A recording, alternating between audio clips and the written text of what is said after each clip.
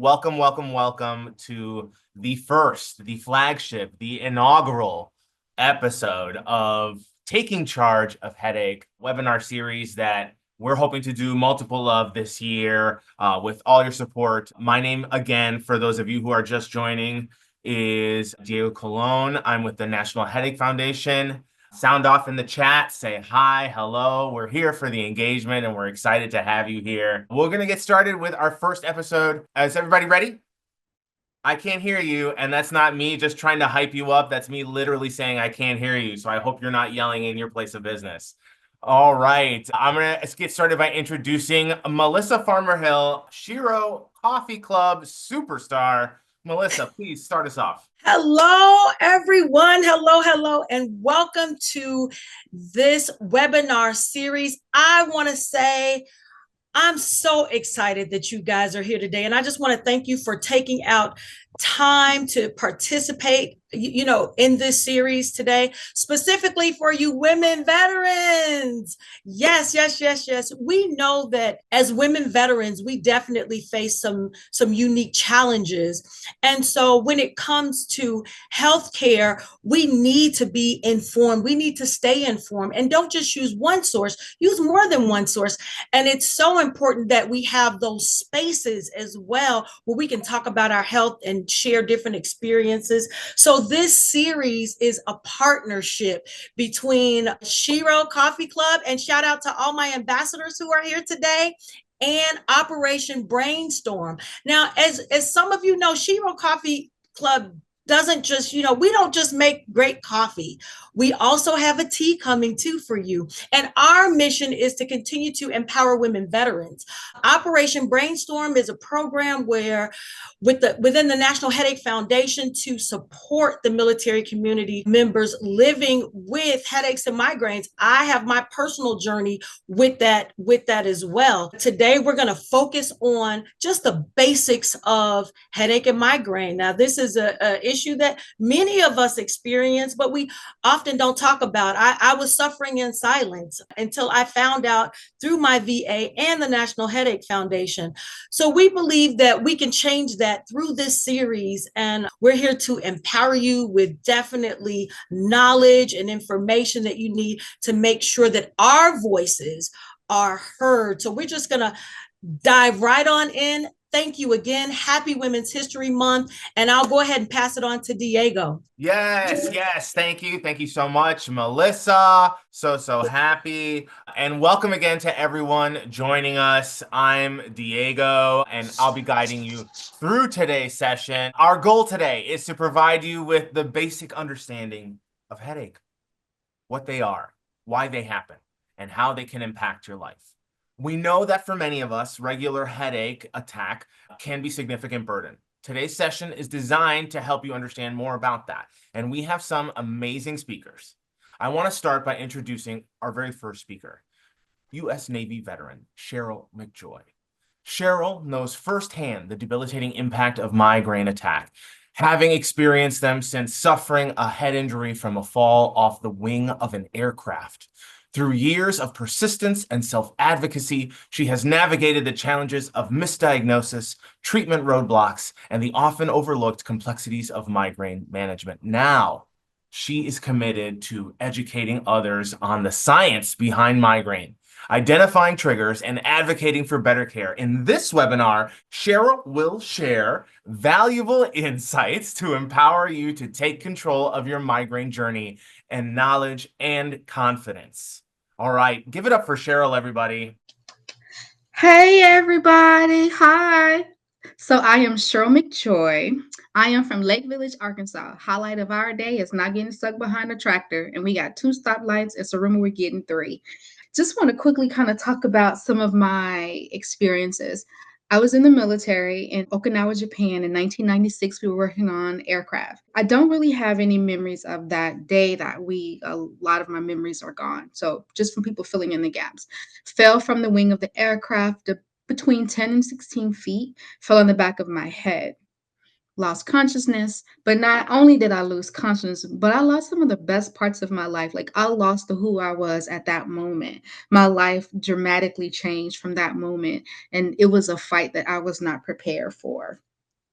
I spent years on the floor, in the bathroom, just praying and crying, often just not getting any help. And literally, doctors pat me on my head, pat me on my back, and it's a female problem, or it was all in my head. But I knew that something was wrong. I knew what was going on with me wasn't right. It was like I was in a toxic relationship, like that boyfriend that you don't want that just keeps showing up, right? So over the years, I started to advocate for myself, to learn as much as I could about myself, and to be a fighter for me because I deserved it, right? I deserved to have a quality of life that was about peace, love, joy, and happiness. And most importantly, about finding myself again, because migraines were literally taking over my life. I would lose weeks of my life at a time from the pain, from the throwing up, from the just not being around people, the light, the sensitivity to smells, to sound. And each migraine was different. So when I say it was a journey, it was definitely a journey. Name the medicine, I probably have tried it. Didn't like any of them. My body doesn't like medicine. It doesn't like anything. So that was probably another one of the issues, because when you go to the doctors, they have their little protocols and they give you what they think should work. And when it doesn't work, then they just kind of leave you to be. But I will say eventually, so maybe about 27 years, which is crazy, right? 27 years to finally get some relief where I feel like it's manageable. I have a neuromodulator device that I use. It's a gamma cord. There are several of these kinds, and through some of our webinars, we'll talk more about some of the neuromodulators and what they do. But it kind of gave me my life back, y'all, right? The fact that, like I said, my migraines are like a toxic boyfriend. They show up when you don't want them to. But what I just want to quickly talk about is you are not alone, right, in this journey. Because I know sometimes, especially when we're at our worst and we feel at our worst, we feel like we're by ourselves, and you feel like no one understands you, like no one feels or they get you, and you're tired because it's a fight, it's a battle. But I just want to remind you that you are not alone, that there are so many resources that are out there for you. And today we'll talk about some of those resources. And on the website, there are additional resources for you as well. So stay connected to us so you can learn more about what's out there available, so you can get your life back, right? And get control of these migraines. And I will turn it back over to Diego. Yes, thank you so much, Cheryl, for your powerful and amazing story. I always love talking to you. Thank you for collaborating with us on this project. I know many of the people in this chat and this on this Zoom can relate to that experience. We believe that sharing stories like Cheryl's is one of the most powerful ways to connect, to inspire, and bring hope to others facing similar battles. And if you're interested, I'm talking to you, chat. If you're interested in sharing your story, please let us know. We are actively trying to uplift veteran experiences so that we can encourage fellow veterans to seek help, raise awareness about the challenges veterans face, and empower others just like Cheryl to share their experiences. And as a thank you, if we publish your story, again, I'm talking to you out there, we'll send you a migraine relief kit to support your journey. It's like a little bag with a bunch of really wonderful sort of like immediate migraine care things, cold press, sunglasses, earplugs, very helpful. And we would love that. Can I contact on your website? Yeah, that is a great question that smoothly transitions into me being able to say yes. We will definitely reach out to all of you and give you the opportunity to tell your story. And after this, I'm so excited. Next up, Dr. Karen Williams, DNP, FNP, BC, brings over 40 years of experience in the healthcare field, with extensive expertise in using an integrative approach to headache and pain management. She retired in 2023 as Deputy Director of the Central Virginia VA Headache Center of Excellence, having led veteran-focused programs in Texas and Germany. A recognized expert in integrative medicine and acupuncture, she co-chaired the National Headache Center of Excellence Education Committee and contributed to the 2023 VA DoD headache guidelines. With 20 plus years of public speaking experience, she continues to mentor healthcare professionals in headache and pain management. Everybody in the chat, give it up for Dr. Karen Williams. Oh, Diego, you are absolutely awesome. I don't know, this was a really hard act to follow between you three. You just have so much energy. But first of all, I want to say thank you so much for joining, and thank you to you veterans for all of your time and effort in helping our country. We owe a debt of gratitude to you. So I just want to thank you for that. And let's go ahead and start with what we're talking about as far as headaches. So there are many, many different types of headaches, right? And you may have more than one type. Just letting you know that. But today what we're really going to talk about in a little more detail is migraines, because migraines are one of the most common headaches that we can see that also have a very high disability. They are very complex neurological disease, so it's much more than just the headache. There's a lot of different changes that can occur in your body, from having some cognitive issues or having like brain fog, visual issues, maybe some sensory issues like numbness down your arm or imbalance, all of those different things, just not being able to do what you usually do. And it can go on for days. So it's extremely important to be able to recognize, get a proper diagnosis in order to then start the most appropriate treatments for you. Now, migraines, I'm going to go over, show you just what types of primary headaches are, but migraines can run in families. They're a type of primary headache. So it's not something you do in particular that causes it. It's something that can be genetically linked to you. And your family may have called it something else, and so you're not sure. But if you have the same sort of symptoms as them, then that's probably what they have as well, as migraines. Now, unfortunately, we don't have a cure for this yet, but we have many new options. When I started in neurology 25 years ago, we just had a few options. We didn't understand everything about it. We still don't understand everything, but there is such a number of different options we have for treating that. So it's not just a pill. And again, want to echo what Cheryl said, you are not alone. There are many who have this condition, and we're working to try and get everybody the care they need. So some of these may speak to you more than others. These are just some of the most common thoughts, especially women with migraine, because we tend to be the ones to just kind of fight on and get through it and just know I've got family things I need to do, or work things, or school, or whatever. Just looking at these different words, there may be some that speak to you more than others as far as what's going on in your head. And we all know women, we tend to have multiple conversations going on in our head. We don't have that ability to kind of shut it off sometimes like our male counterparts do. But know that these are common thoughts, and this is something that hopefully we can give you a little bit of relief in.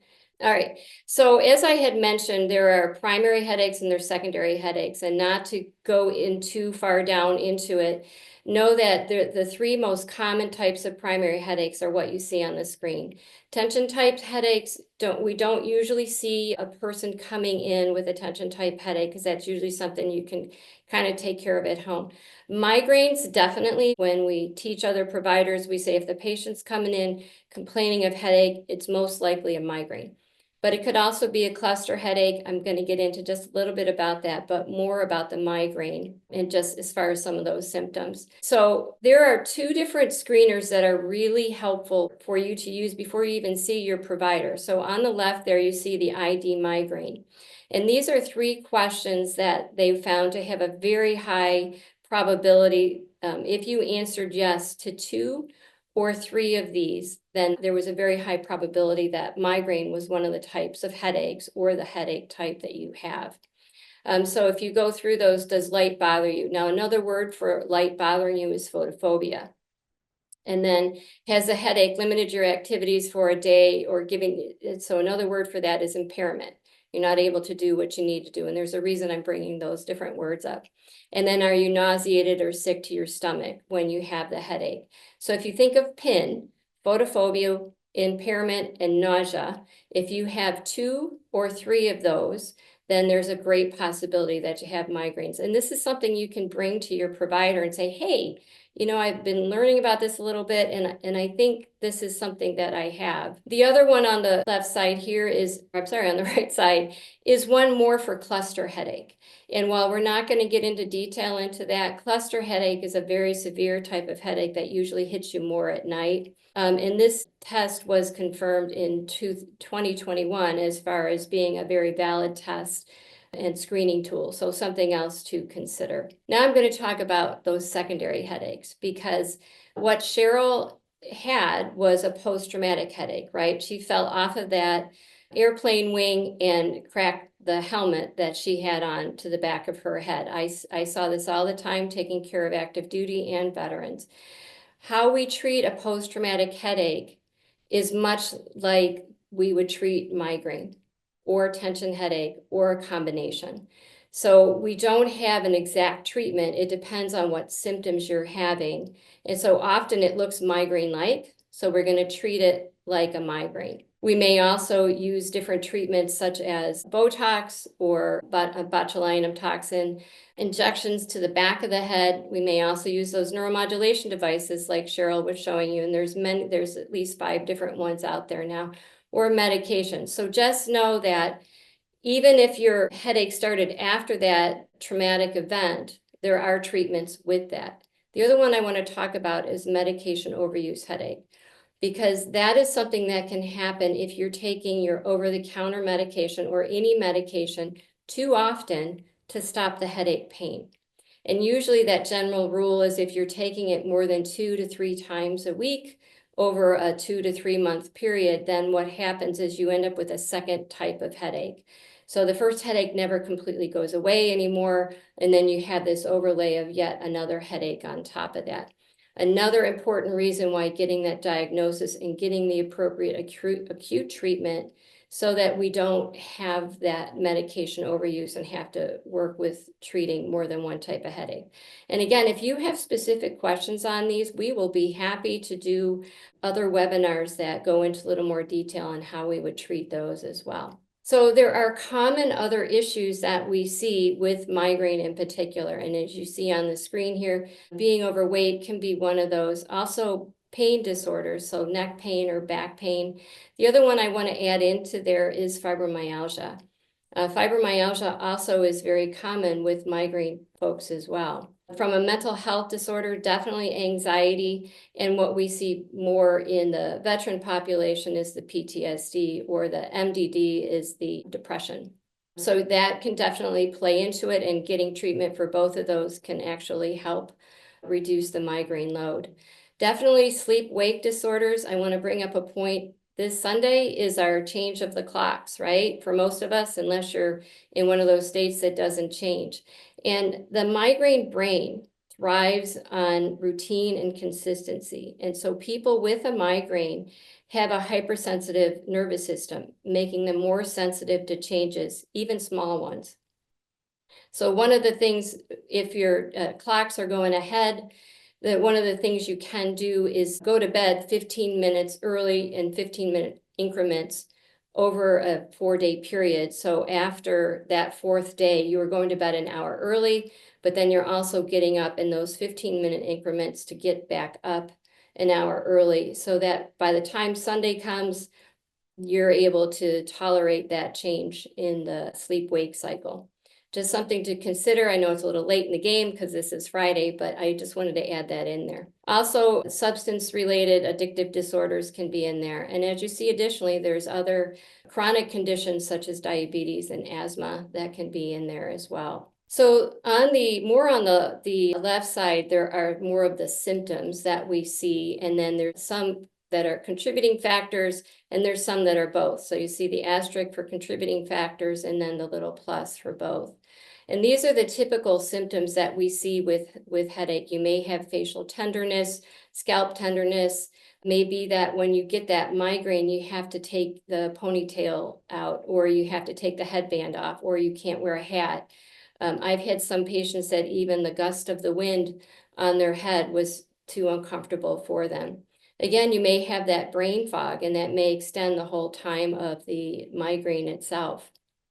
In the body, as far as the body is concerned, in women especially, hormone changes, that change in the estrogen level during ovulation and then during the actual menstrual cycle itself. The hormone changes do give us a higher rate of migraines when those estrogen levels drop. The good news is when you go through menopause, that part of it seems to stay steady and you have less migraines. You might still have some of the other symptoms, but not as often. And I also want to point out food cravings. So in the past, we used to think that was a trigger or a contributing factor that made it worse, but we actually now know that sometimes food cravings are a warning sign that the migraine is coming. It's actually your body's already had some of that sensitivity. So you may crave something that you don't usually crave, and that's a good sign for you that, hey, I need to be prepared.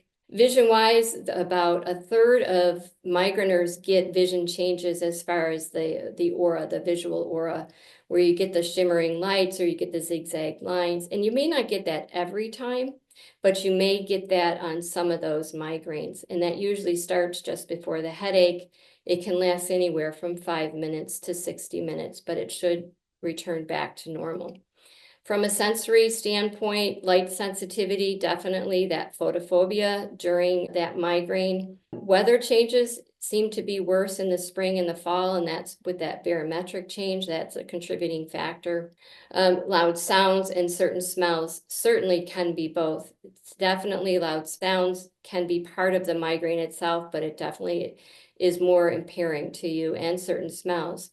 So sometimes at places of employment or education or places that you may go to, you may want to avoid strong perfumes or strong flower smells or candles, maybe tobacco smell, those types of things. Those definitely can be contributing factors. And then difficulty reading or speaking definitely can have some word find issues, those types of things that can make it harder to do what you need to do, especially if you're doing public speaking. And I'm speaking from experience. I have migraines, and there are once in a while I'm like, what are those words? Some of that may be age related too, but from sleep, mood, and activity, you can see that stress and tension, and again, we all have this, can definitely be that contributing factor. We also have life factors and transitions, whether you're getting out of the military, you're starting a new job, or you're retiring, or you have family changes, those types of things. So these are all things to consider as we're looking at what can we change and what are some things that we can't change. So this is a model of what we feel happens with a headache. So anybody who has migraines has somewhat of a threshold in a jar, if you imagine a jar. And that threshold can be really low. So we already know our brains are a little more sensitive. And as you see here, as you start piling those different other symptoms in there or the other factors in there, it can get to the point where it overflows and you have that headache. The job here is to figure out what are those contributing factors for you and pulling as many of those out as you can in order to be able to keep that threshold low. And there's times when you can't. There are things that you run into that are beyond your ability to control. But this is looking not only at your own life, but helping others help you with that, whether that be mental health or your primary care provider, or somebody you can talk to about the headaches, in order to identify the areas that can be changed. So in few words, just know that you are worth it, and you do need an accurate diagnosis. Otherwise, we're just throwing darts in the dark. And you are worthy of that reduction in frequency and in duration and severity of your symptoms. And there is help out there. Just a few successful tips for you. One of the things that I think is most important for you is to have a dedicated appointment specifically for your headache. We know providers today are given less and less time. And if you go in with multiple different questions or different areas you need to have discussed, it's really hard to have a dedicated time to talk about the headache, because this takes time. This is something that the provider needs to kind of help unravel that. It's like peeling an onion. You really have to unwrap those layers. If you can bring your headache story with you, and that means, when did these start? What are the current symptoms? Describing it as best you can, all of those symptoms. And what are your current treatments? And then those past treatments. What works, what doesn't work, and why. And know that you may have to repeat this. And so having it written down is really helpful, so you don't have to continue to try and remember it all, because it can change with time. Oh, I can't remember the name of those medications or those treatments I did, or when I tried those types of stuff. And becoming your own advocate is really important, as we saw with both Cheryl and Melissa, as far as saying, hey, this is me. I need to find out what works for me. The other part of that that's really helpful is to have a headache calendar. And it may take a few months to do that, but that is something that's really helpful. And document the days that are headache free. Because as I stated before, you may have more than one type of headache. So it's important to look at all of those days to figure out, well, what's going on, those types of things. So it can be a little bit intense, but is well worth it, especially if you think there's a menstrual component to your headache, because there's treatment specifically for that. And just a couple of other things, learning about treatment options. There are so many treatment options now, both pharmacologic and non-pharmacologic options. And it all does not have to be one way or the other. A lot of that depends on where you are in your life cycle, where you are in life itself, what makes sense for you and what works for you and doesn't work for you.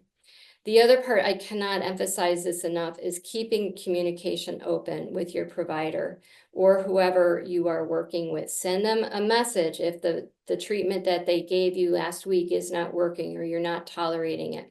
I can tell you from experience, having a patient come in after 2 months saying, hey, that medicine you gave me the first week, I didn't like it, I stopped using it. So now we're starting over and we've wasted all of that time that we could have had looking at, well, how do we modify that? Or is there something else we can do?